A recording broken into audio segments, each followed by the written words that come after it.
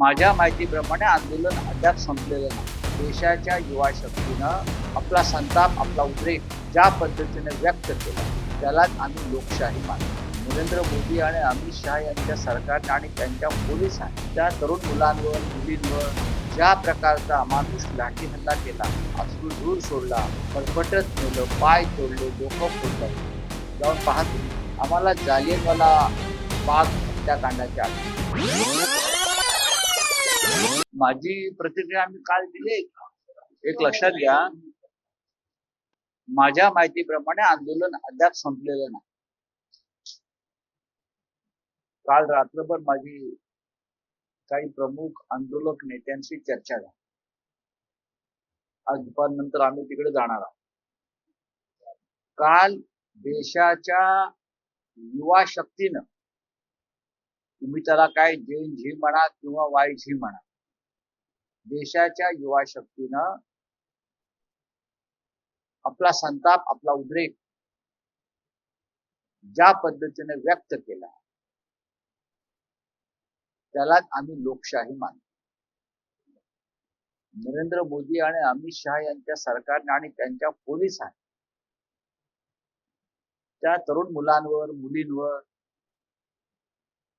ज्या प्रकारचा अमानुष लाठी हल्ला केला, अश्रूधूर सोडला, फटफटत नेलं, पाय तोडले, डोकं फोडलं, जाऊन पहा तुम्ही. आम्हाला जालियनवाला बाग हत्याकांडाची आठवण. जालियनवाला बागेत जनरल डायरने गोळ्या घातल्या. तिथे भाजपच्या जनरल कायरने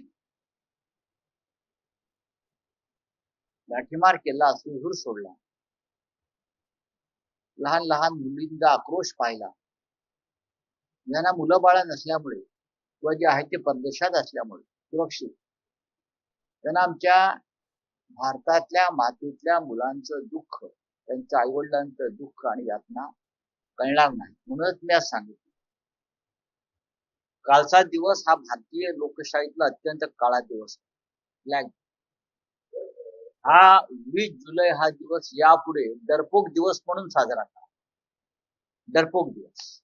मला असं वाटतं, नाही, मी डरपोक हा पोलिसांनी ज्या प्रकारचा अत्याचार केला, हल्ला केला, ज्या पद्धतीने लहान मुलांना मारलं, हा डरपोक पण आहे ना. सरकार लहान मुलांना, विद्यार्थ्यांना घाबरलंय आणि हुकुमशाही प्रमाणे ते आंदोलन चिरडून टाकण्याचा प्रयत्न करत आहे.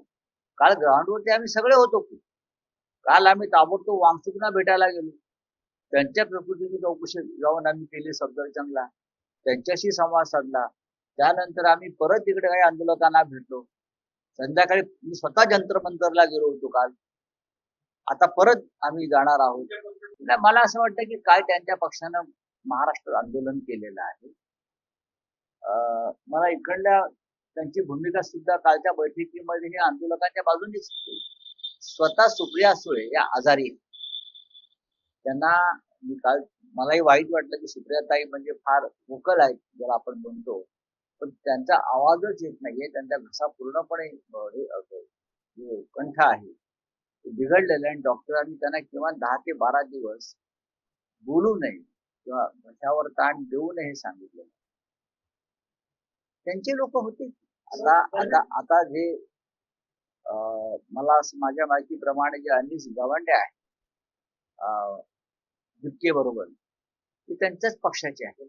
बघा, खासदार असतील किंवा नसतील त्याहीपेक्षा कार्यकर्ते जमिनीवर नाही. आता याच्यावरती आज हा चर्चेचा विषय नाही, पण या सगळ्या विरोधी पक्षांना हे आंदोलन ताब्यात घ्यायला पाहिजे. आम्ही आजच्या बैठकीत हा मुद्दा मांडणार आहोत. आम्ही स्वतः मुंबईमध्ये फार मोठं आंदोलन केलं, अजूनही करत आहोत, यापुढे करत राहू. जिथे जिथे संधी मिळेल तिथे युवा सेनेचे प्रमुख आदित्य ठाकरे हे आघाडीवर जाऊन नेतृत्व करून तरुणांना एकत्र करून या सगळ्या मोठ्या आंदोलनाला समर्थन देत आहेत. शिवाजी पार्कचं आंदोलन हे महाराष्ट्रातलं किंवा देशातलं एक मोठं आंदोलन झालंय, आपण पाहिलंच. आणि यापुढे सुद्धा हे आंदोलन सुरूच राहतील.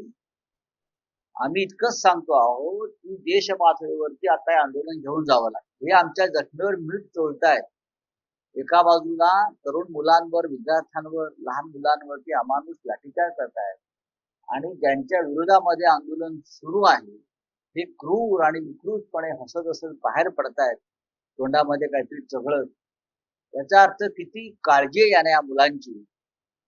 याला क्रौर्य म्हणतात. आणि हे जे क्रौर्य आहे डरपोकपणातून निर्माण. पण काल ही ठिणगी पडलेली आहे क्रांती.